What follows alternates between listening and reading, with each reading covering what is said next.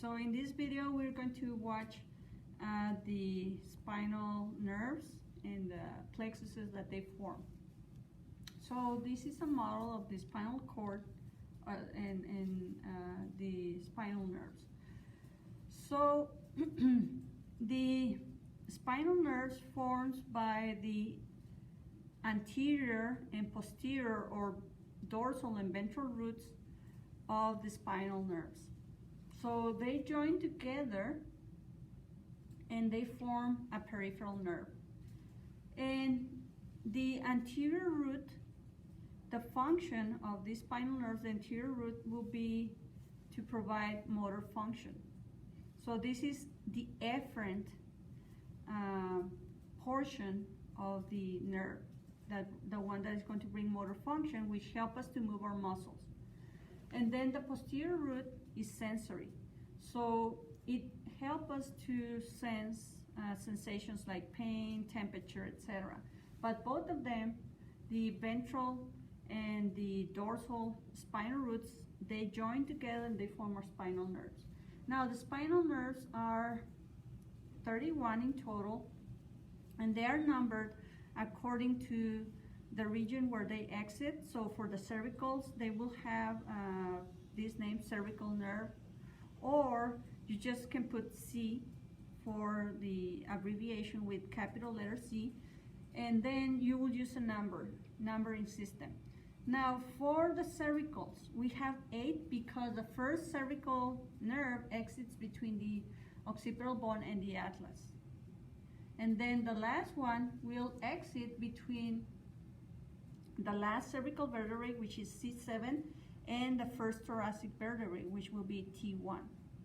Okay, so we have then 8 cervical nerves, and then we have 12 thoracic nerves that makes the intercostal nerves, and then we have 5 lumbars, and then we have 5 sacral and 1 coccygeal to make the 31. Now,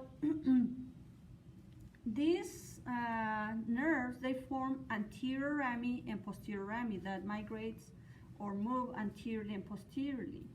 And the anterior rami, they form plexuses that are going to innervate particular structures within our body, and they will provide a particular function depending on what nerve do they form. Now, then we subdivide these spinal nerves into groups forming plexuses. So we have the cervical plexus that is formed by spinal nerves C1, C2, C3, C4, and C5. And one example of how some of these spinal nerves, they get together, form a bundle, and they form a nerve, it is the following. So the spinal nerves C3, C4, and C5, they form the phrenic nerve. The phrenic nerve is the nerve that innervates our diaphragm so we can breathe with the diaphragm. So C3, C4, C5 keep the diaphragm alive. That's a mnemotechnic to learn that. And then the rest of the spinal nerves do something similar, so they form different nerves. Now, the brachial plexus, the next plexus, is just lower to the cervical plexus and is formed by the spinal nerve C5 through T1. Okay, so we can start counting again. This is C1, C2, C3, C4, C5. So from C5, C6, C7, C8, and T1, we form the brachial plexus. Brachial plexus is going to form a series of different nerves that are going to innervate our upper limb. Cervical nerve is going to innervate structures in the neck, and then the 12 thoracic, they provide innervation to the intercostal muscles, the muscles in between the ribs. And then for the lumbar plexus, is formed with the last thoracic, which is T12, and the last lumbar, which is L5.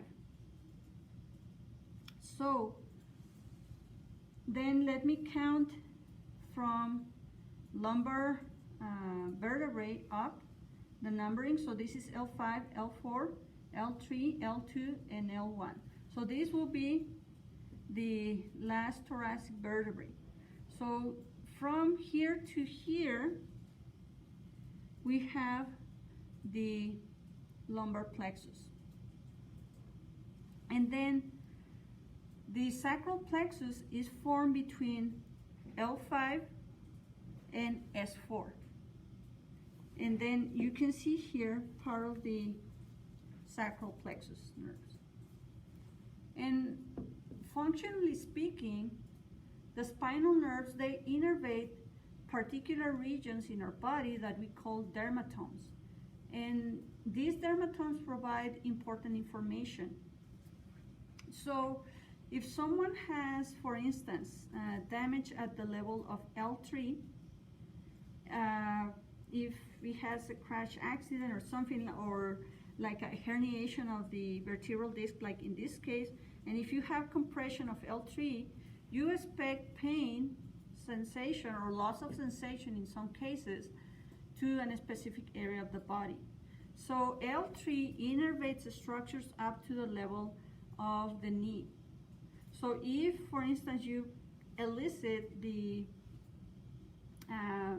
patellar reflex with the reflex hammer that we use to tap the knee, and then the person does not extend the knee, that means that the person has a damage of the spinal nerve at the level of L3 and below. And you can actually not only elicit this reflex, but you can ask the person to close its eyes, and then you can use an object, a sharp object that is not very sharp to hurt the person, but you can scrape, for instance, or you can touch the skin in the area below the knee and ask the person if he can feel. And it can be unilateral or bilateral. But if the person, for instance, he cannot feel below the knee, that means that it has a damage at the level of L3. Okay, so this is all for the spinal nerves, and I will see you in the next video.